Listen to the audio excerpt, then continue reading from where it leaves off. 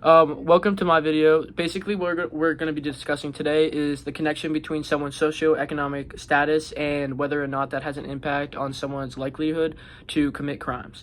Now, you might be asking yourself, what is somebody's socioeconomic status and what does that mean? Somebody's socioeconomic status is basically their standing in society or a group, and basically where society has placed them based on societal norms. Like if you are higher income, you're going to be put into you're more into a higher socioeconomic class, lower income, lower economic class.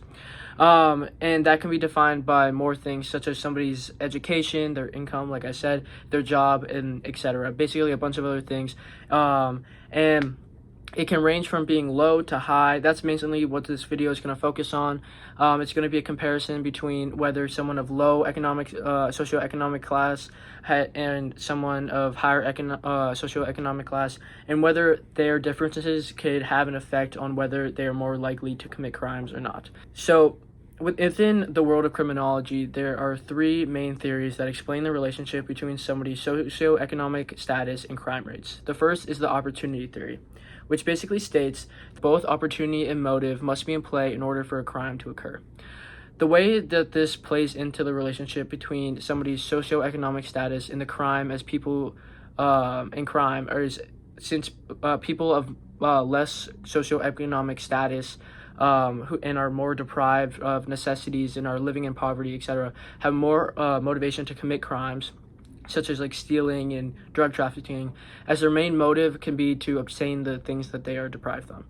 So their motivation is to kind of obtain the things that they don't have, which is a motive that's not really seen by those in higher socioeconomic statuses. Those who are a part of the higher socioeconomic class do not have the same motivation to lower socioeconomic statuses, as they do not suffer from being deprived of necessities, and they do not necessarily feel the same stress of those who belong to a lower class that comes with the uncertainty of housing, food, healthcare, all that stuff. So it's like they just have a different motivation for stealing if they do steal.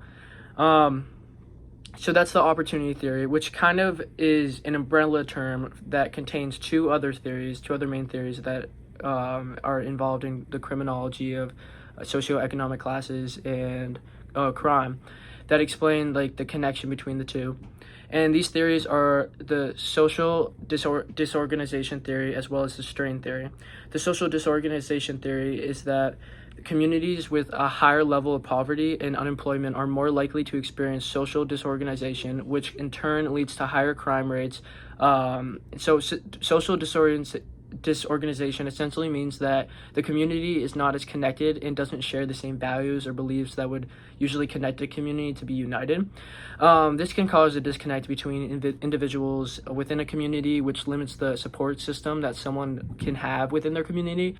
The last one is the strain theory, which is people living in difficult situations and facing pressures within their life, such as low income, taxes, bills, etc., all that things that people have to kind of worry about, which even become harder for people if they don't really have the income to necessarily do that and still be financially stable or comfortable living. And then that could make them more likely to turn to crime as a way to deal with those pressures.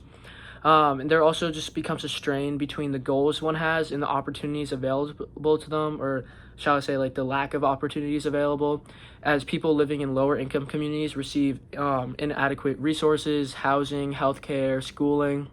We can just be like more leading factors in the gap between the low and the high economic statuses, and just kind of cause more of a disparity between the two, leading to people feeling angry, jealous, all that such, and just more could increase the crime rate, and is one of the factors in an increased crime rate. The following clip is from a TED Talk where a young man talks about how his economic status growing up had effect on his self-esteem and what he thought he would be able to accomplish in life, and his confidence as a person and in his abilities, which ties back into the strain theory, where there's just this big gap between the low class and the high class, and how that gap can really cause a lot of pressure on especially the lower class that have to deal with all these pressures with bills and all this such that just make living that much harder.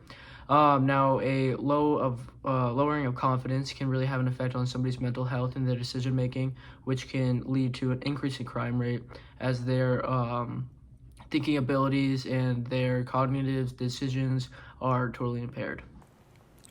The decrease in self-esteem, coupled with this slowed academic growth, resulted in my academic capability being negatively affected.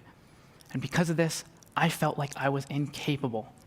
Always wanting to become a family physician from a young age, as I reached my first couple years of high school, my story and my dream felt unbeatable. Sometimes I would think that it was meant for somebody else. So now let's talk about the statistics. According to the National Library of Medicine, in their article discussing childhood family income in comparison to crime rates, children whose parents belong to a lower economic class have a rate of 11.05 per 1,000 people to be incarcerated, compared to those whose parents belong to a higher economic status, who have a rate of 1.77 per 1,000 person to be incarcerated. This essentially breaks down into children whose parents belong to a lower class economic status are more likely to commit crimes. Now, all this can be explained by the theories discussed earlier, which children and adults alike feel a strain of the gap between the lower and higher class, which is emphasized through the motivation to commit crimes to lessen the financial gap. That would be which is all left unchecked by the lack of connection within an impoverished community, leading to a lack of support for the individual, therefore leading to an increased crime rate and incarceration rate. This also doesn't mention that those who are less fortunate don't have the resources to get good law counsel to be able to fight against the allegations against them, which is also a contributing factor between the incarceration rates between the rich and the poor, as the rich have more availability and resources to be able to get better counseling and better lawyers and anything that, so they're able to fight against like allegations and things against them, which just makes the incarceration rate for the poor be just that much higher. So the image on the screen demonstrates the poverty rate compared to homicide rate between 1960 and 2015. As one can see, the relationship between poverty and homicide rates have become intertwined in a way throughout the decades, which is increasingly visible between the mid-1970s and onward. There's a pattern between the two, which becomes more noticeable. As poverty rates increase, so do homicide rates and vice versa, demonstrating the connection between crime and poverty. The graph showcased the growth of incarceration of impoverished individuals after 1970 for homicide.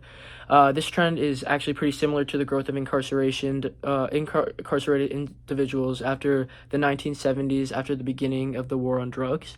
The war on drugs began with the Reagan administration and led to the mass incarceration of specifically Black individuals that belong to low-income communities. The reason for the mass incarceration of low-income communities was largely due to the influx of crack that was being dispensed and spread throughout these communities.